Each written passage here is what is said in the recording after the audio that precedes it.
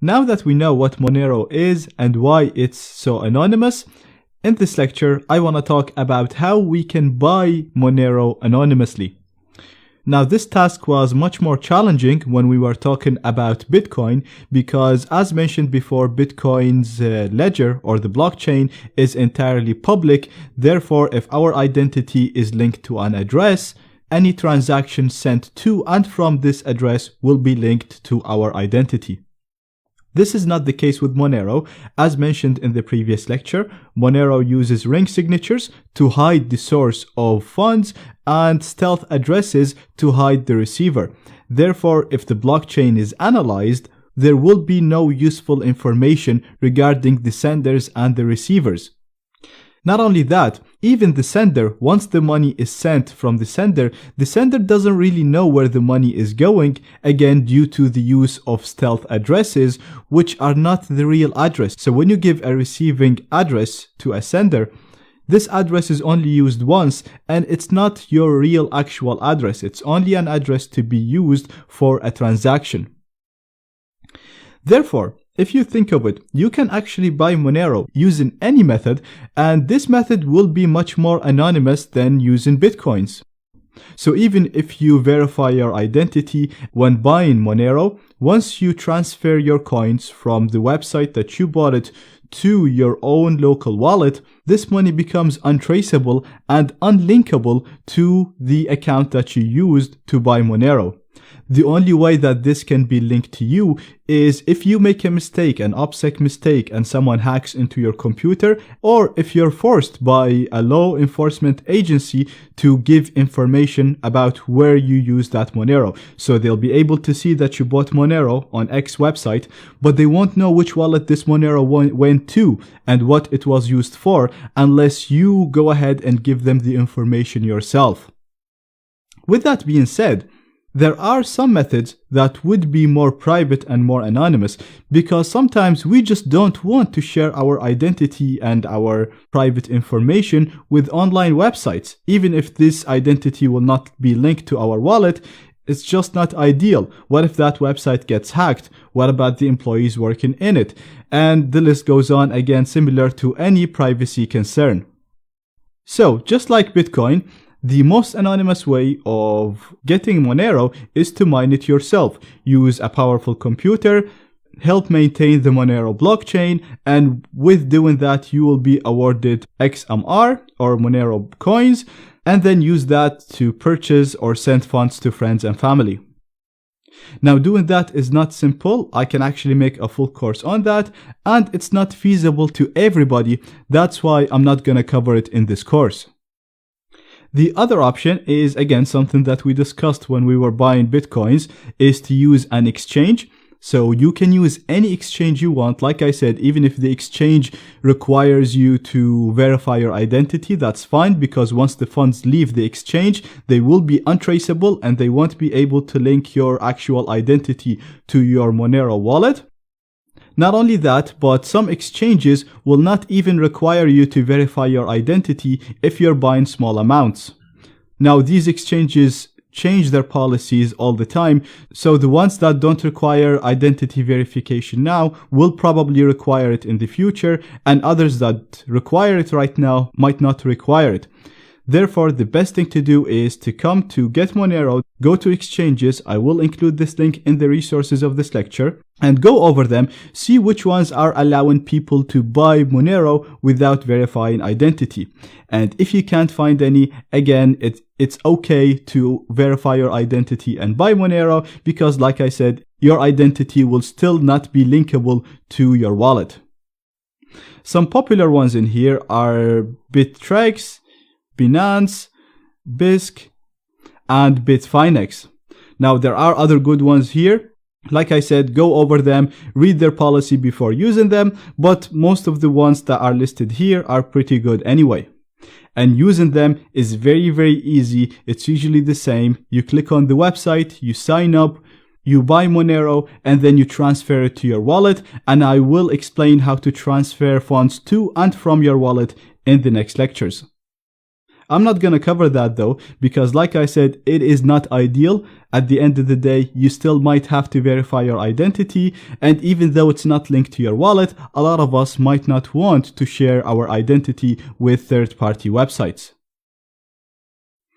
Another really good option is to exchange an existing cryptocurrency with Monero. So with this option, we can use our Bitcoins that we already obtained anonymously using a P2P service or a Bitcoin ATM or one of the other methods that we discussed earlier, and then exchange it to Monero. So we already obtained our coins in an anonymous way, and then we're buying Monero, which is even more anonymous because it hides information about the sender, receiver, and the amount. Therefore, the coins in our local Monero wallet will be very, very anonymous. This is a really good option and can be used in so many scenarios. You can even use it if you have coins that are not anonymous and exchange them to Monero to increase their anonymity and become more private. Therefore, I will spend a full lecture talking about how to do this, so stay tuned for that. Another option is to use an ATM, similar to what we did with Bitcoin, and you can actually use the same website to find ATMs that sell Monero. So the same website, coinatmradar.com, you scroll down or you put your country in the search box, and you can uncheck everything here in the left and only keep Monero checked to get the ATMs that only support Monero. Now, as you can see, there aren't many. There are much less than Bitcoin, and in my country, in Ireland, there aren't any. So this option might not be applicable to everybody, but if there is a Monero ATM, then this is a really good option if you can buy it with cash. All you have to do is just go put the receiving address of your wallet and you'll receive the funds in your wallet, very similar to what we did with Bitcoin ATMs. Therefore, there is no point of covering it again, but you can go and revise the lecture where I use the Bitcoin ATM if you want more information about it. Last but not least, you can use a peer-to-peer service. Again, we showed off a similar service for Bitcoin. For Monero, it's exactly the same. You just need to use a different website. The website is called localmonero.co. The way it works is very similar to the Bitcoin website. All you have to do is put the amount that you want to buy. For example, let's say I want to buy 25 euros worth of Bitcoin. You put the country, in my case it's Ireland, and we're looking for all online offers. So from this drop-down list, you can list all of the payment methods. As you can see, you can pick cash, which is very, very anonymous. You can do cash by mail. You can do cash at ATM. So there are a number of methods. Once you're happy with all the options, you click on search and you'll get all the local sellers that will allow you to buy Monero using the payment method that you selected. Now, as you can see, again, in my country, in Ireland, unfortunately, there aren't any local sellers. But if you pick a bigger country, such as the United States, you will actually see a number of sellers that will sell you Monero by cash by mail and other anonymous payment services. Again, using this is very simple. All you'll have to do is click on buy, follow the instructions, send the money to your local Monero address, which I will show you in the next lecture. And that's pretty much it. You'll have the money in your wallet. And because you're using Monero, the money is untraceable and unlinkable to previous transactions. So that's it for this lecture. Just wanted to list the main methods that you can use to buy Monero anonymously. And in the next lecture, we'll talk about how to exchange it with other cryptocurrencies, and we'll see how to send and receive Monero. In this lecture, I want to talk about crypto exchanges. These are services that allow us to exchange one cryptocurrency to another. These can be very useful because you might want to get a certain crypto, for example, Monero, but you can't find any peer-to-peer sellers in your area, or there are no ATMs which you can use to get that cryptocurrency. Therefore, you can get a more popular cryptocurrency such as Bitcoin and then exchange it to Monero. Right now, I'm only talking about Bitcoin and Monero, but there are a lot of different types of cryptocurrencies that you can exchange. So learning how to use exchanges will open the door to so many possibilities. For example, what you can do is you can use cash, so use an anonymous method to buy bitcoins. So you're already anonymous at this point, and then to increase your anonymity, use a crypto exchange to exchange bitcoins to Monero, and then you're very, very anonymous and very hard to trace. Alternatively, let's say the end goal is you want bitcoins because you're sending money to a person or a seller that only accepts bitcoin, but you want to be as anonymous as possible. Then you can buy Monero with cash, again using one of the methods I explained in the previous lecture, and then convert this Monero to bitcoin using a crypto exchange. Now, as you know, cash is anonymous. Transferring the money into a Monero wallet will make it even more anonymous, like we said, because it hides the sender and the receiver and it's not linkable. And then sending that to bitcoins will make your bitcoins very, very anonymous and very hard to trace and tie to your identity. Alternatively, let's say you tried everything and you could not buy a cryptocurrency with cash with an anonymous method. That's fine. You can use an exchange service such as Coinbase and others that would verify your identity, and then the money you use will be tied to your identity.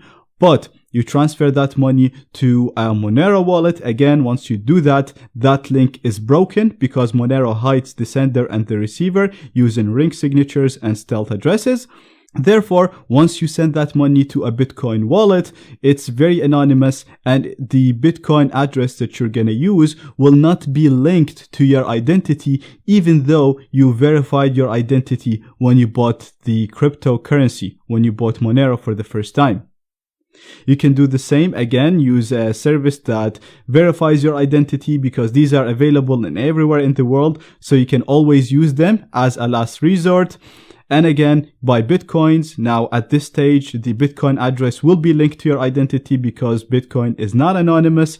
But once you convert that Bitcoin into Monero, the link is broken and this wallet right here will be very private and will not be linked to your identity.